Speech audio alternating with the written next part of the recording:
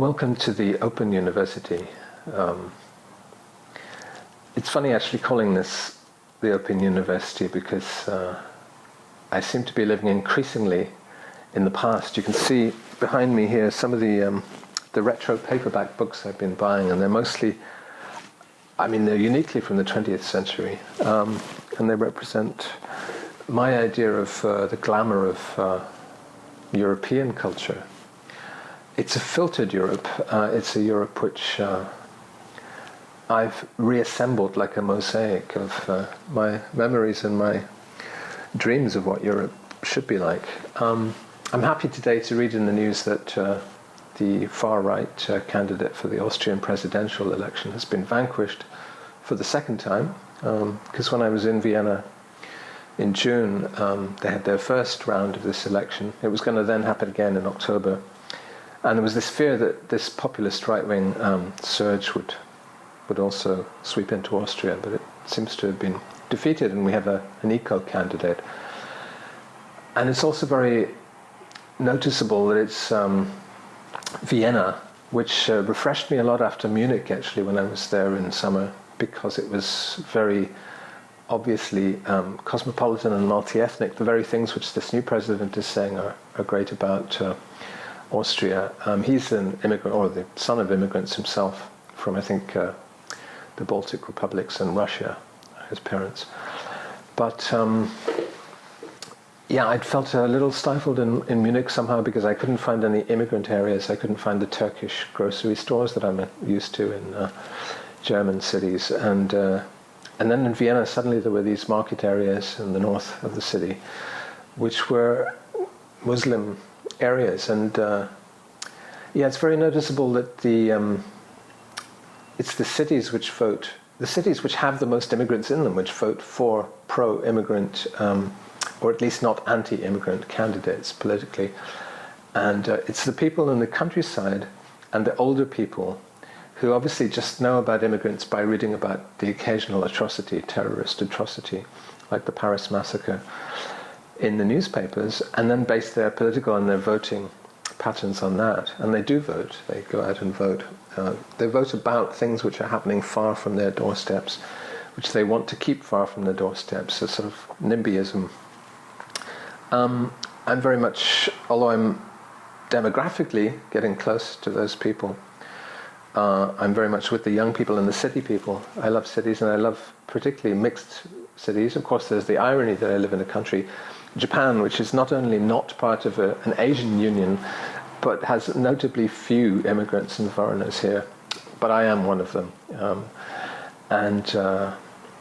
So it's one of the paradoxes I'm living through, that I've come to a place which is not part of the EU, in which I'm making a sort of painstakingly artificial, selective picture of the EU, of Europe. Where does it all start? I don't know. Let's grab a few of these books and see what kind of Europe I'm trying to recreate. I've got, let's just grab at random the first 5 books. I bought a lot of these actually yesterday, actually on Saturday, in a flea market which was held in a racetrack out in Nishinomiya city, which is, it's called a city, it's really just a suburb of Kobe. It's in between Kobe and Osaka. So you have all these, a bit like the Baltic states, really. You have this sort of built-up area which curves around the Bay of Osaka. Kobe, Nishinomiya, Ashiya city, called city. It's really small. Amagasaki, which is my current favorite place in Osaka. It's the poorest district, and certainly the north part of Osaka. Nishinari was where I was living before. That is the poorest slum in the whole of Japan.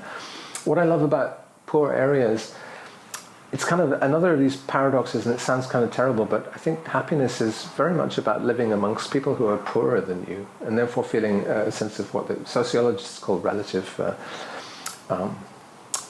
they talk about relative deprivation, but of course it's the opposite, it's relative advantage.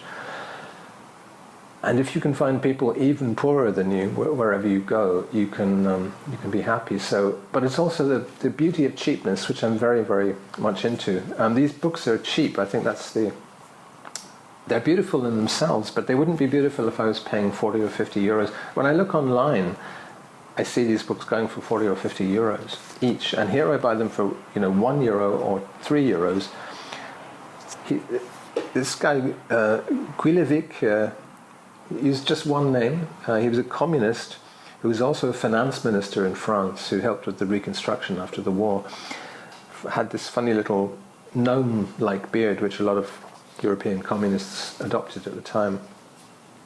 And this is his poems, which are rugged, rock-like. And what I'm finding is that I can actually read, certainly I can read French. This is Bataille's Eroticism, which I have a copy of in English in my storage in Berlin, but I just like these old 1018 paperbacks. It's as much about the object as the book itself. I can read German. This is Ingeborg Bachmann, whose work I didn't know, and I didn't really know who she was. I didn't realize that she'd either been married to or had affairs with Max Frisch, who's a huge favorite of mine, author, a Swiss author. She's Austrian. She was Austrian, Ingeborg Bachmann. She died in 1973 in fairly tragic circumstances. She got very badly burned after a cigarette she was smoking went out of control. And then she died in hospital weeks after that episode, after getting blood transfusions from all her friends in Austria. When I buy these, I mean, my German is not great, but I'm finding I can read these books in German, and it's really worth it, because, I mean, what Ingeborg Bachmann is translated into English, I don't know if there is any. I was reading a Gary Indiana piece about an Austrian writer, in which he said that he should have learned German because he was tempted to read Ingeborg Bachmann. In some ways, she's a bit like a German Sylvia Plath. But I was going to list her lovers. Paul Celan, she was involved with. Hans Werner Henze, the composer. I mean, very much a serious intellectual who, a bit like Alma Mahler before her, courted heavyweight talents. Max Frisch, I'm sure there was another one who is equally impressive, but that's three of the most significant artists of the German-speaking world in the 20th century. Anyway, so I either researched these books on Wikipedia, and I watched a lot of YouTube videos about the people who wrote them, or the people they're about, or I read them. I actually sit down and read them in German, and I get them at least 50%, and I kind of rather like only getting 50%, because then the language becomes like a kind of tangible object for you. John Wayne, The Living World of Shakespeare. I bought this partly for the cover. It's Othello with somebody blacked up on the cover. Actually, it might be Sir Laurence Olivier blacked up as Iago. Yeah, it is. The cover shows Sir Laurence Olivier and Maggie Smith in the National Theatre production of Othello. Now, this would never happen now. You would never get a white actor blacked up to play Iago in Othello. It's quite funny because it's incorrect, Since I posed yesterday on my Tumblr as basically a Zainichi Oba-chan. I call it Zainichi Oba-chan, this look I had yesterday where I'm wearing a lot of different floral patterns and padded, quilted mompe pants. And Zainichi is a slightly derogatory term for a Korean in Japan. So it's an immigrant group within Japan. We have the largest Zainichi collection of population here in Osaka, in the whole of Japan. And Tsuruhashi Station is where they're mostly congregated. But they're also in Amagasaki, and that's one thing. When I'm going out to Amagasaki, the beauty of cheapness lures me to various second-hand clothes shops, especially the Chuo arcade, which is just at the Hankyu Amagasaki Station. And they're mostly run by Koreans, I think, or Zainichi, which is sort of integrated Koreans, Japanese-ified Koreans, and that's a tense situation. This is Virginia Woolf, the Hogarth Press. Common Reader, which is a book of her essays. Virginia Woolf, a writer I don't really know about. One of the big things about books for me now is that I find Facebook boring. I'm sorry if you're watching this from Facebook, if I've posted this, cross-linked this to Facebook.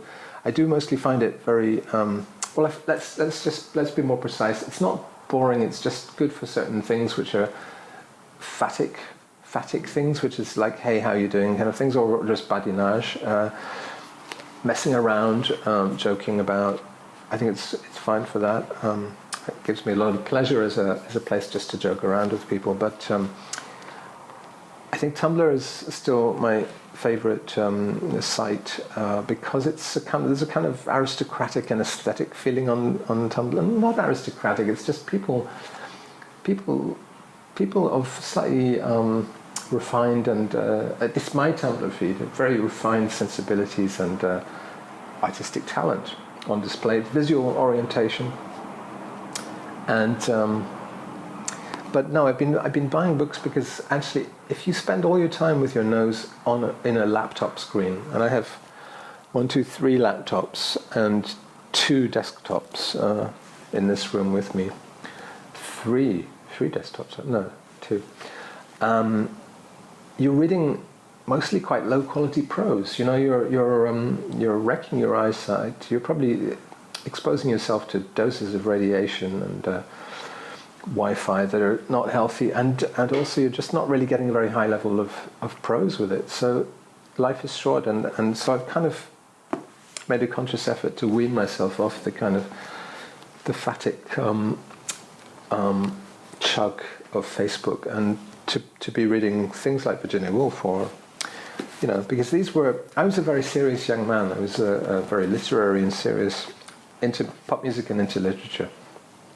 And I guess this is also partly me reliving my student years. These books there's been this transfer of cultural capital from the shelves of my 2 favorite shops, LVDB, which is a sort of trendy, arty, it's partly an art gallery, partly a bookshop in South Osaka, a very obscure location, very difficult to find in South Osaka. But I went on Saturday to this horse track in Nishinomiya, where they had sorry, I'm not giving you this in a good order, but going back to my Saturday, I went to this racetrack where they had a big flea market where this LVDB Osaka trendy bookstore had a stall. Met the owners for the first time, who were a very pretty and intelligent young couple who just had their first baby, and they had advertised that they were going to sell all these French books, because the guy, I don't know his name, the man of the couple, I think had a French professor who's either just died or has decided to get rid of all his books from the 60s. So all these fantastic paperbacks of poetry, André Breton poems and all sorts of things, surrealism,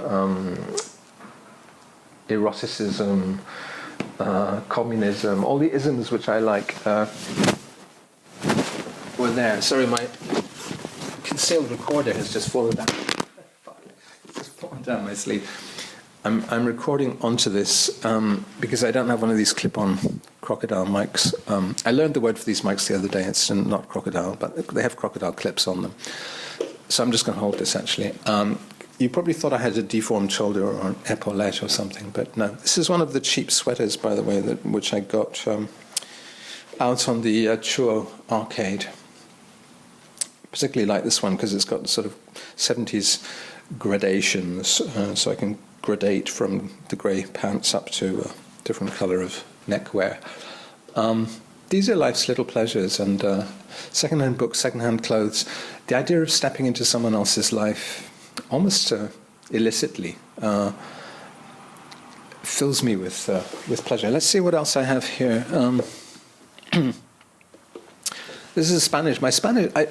What I find is that, I haven't really consciously been learning any languages, the same way I haven't, say, been learning chess, but my chess got very good just because I sort of tried to intuitively, just symbiotically soak up good chess moves by playing kind of in quiet moments on trains, whatever, playing computer chess. And it's kind of the same with language, European languages. I seem to have been able to partly because of learning Latin at school, because of having lived in Germany. I've just soaked up a lot of language, and now I find that I can actually sit there with the book. And because I know what this book is about, and a lot of the names and things are going to be obvious to an English reader, I can understand it. Let's test me. Okay, this is Capítulo 5, La Gloria Teatral de Raymond Roussel, the theatrical glory of Raymond Roussel. So I know who Raymond Roussel is.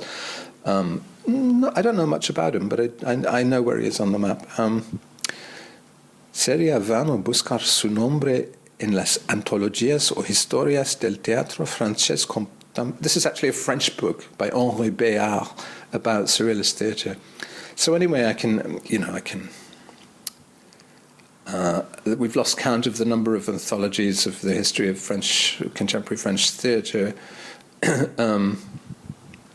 something like that. Yes, but I can Google a lot of this stuff, and so I know Roussel, but there might be chapters about people who I don't know. So what I find I'm doing when I'm watching documentaries about German writers or researching Portuguese poets or whatever, is that I'm reliving the same story of the 20th century over and over again, but filling in extra details and reliving it from slightly different angles. So I always get up to, for instance, I'm reading a William Burroughs biography just now. Fantastic, very good one, by a guy called Ted Morgan. That wasn't his real name. He was actually a French aristocrat who went to America and changed his name to this demotic-sounding Ted Morgan, but it's actually called de Chatriac or something. I'm up to 1962 in the Edinburgh Festival Writers' Conference, which was held by John Calder and Jim Haynes. And Burroughs really broke through. Norman Mailer and Mary McCarthy and people were really boosting Burroughs at this conference, which was mostly about censorship. Of course, The Naked Lunch had just come out, but had not yet been published in America and was being held back by the censorship battles that Grove Press were having with Lady Chatterley's Lover, I think, and some of their other...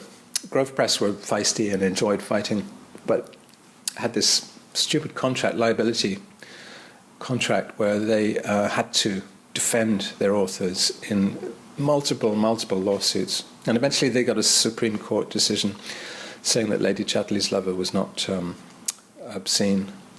Was it Lady Chatterley's Lover?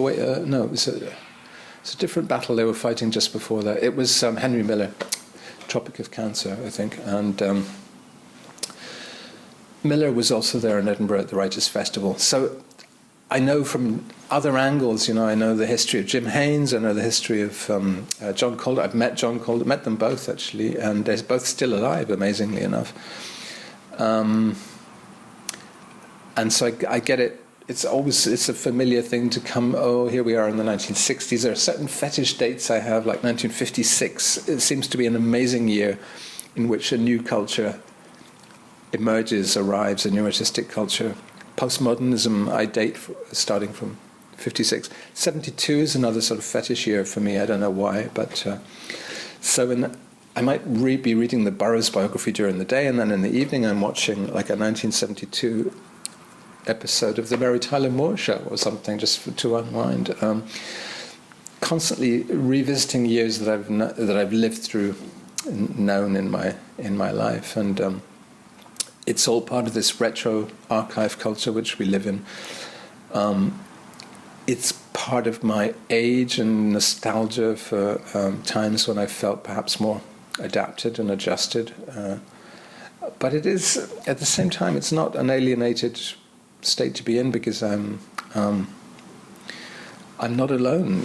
In the fact that, for instance, the music I listen to. Let's listen to what is just on this turntable here.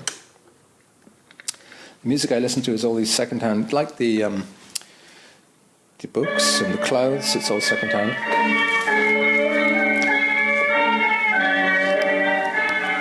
And I get simultaneously the comfort of familiarity and oldness, the warm feeling of old things, but also the strangeness of these differently ancient things. This is probably from 1960 or so.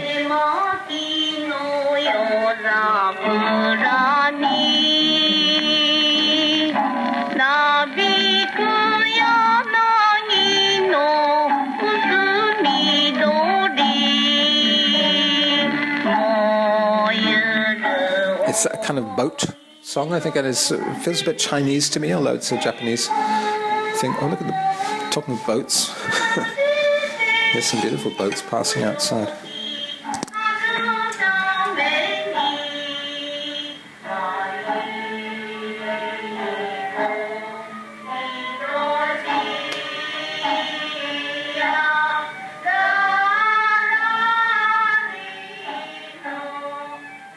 It's like they're having a race, these two boats. I don't usually see them so close to each other. Yeah. I was going to pace. I was going to pace around with this device and perhaps give you little close-ups here. Some of these books, which are my pride and joy. Get the focus for this.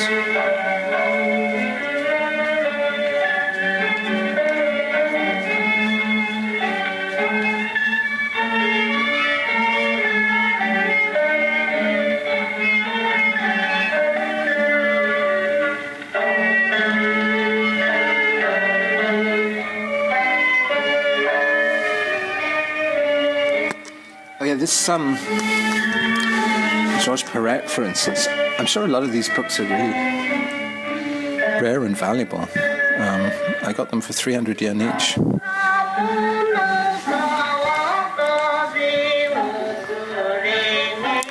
Another very good Perec-related thing is this Ouilipo.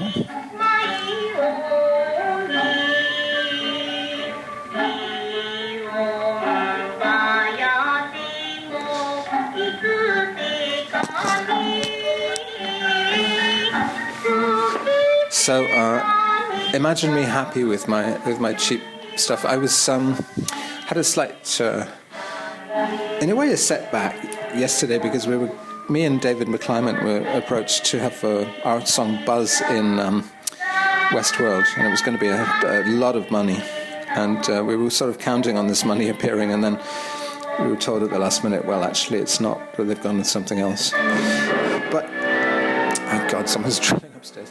But that's, in some way that's liberating. You're liberating yourself from sort of material expectations. It's probably a good sign to stop this video because someone's doing some alterations upstairs. This apartment block is rather well adapted into a fake loft style. So I think they're fake lofting the upstairs apartment, putting in one of these wooden boxes, this is sort of my monk-like retreat from the world where I spend most of my time. This is where my laptops live. And so I'm going to retreat here and switch this off and speak to you next time.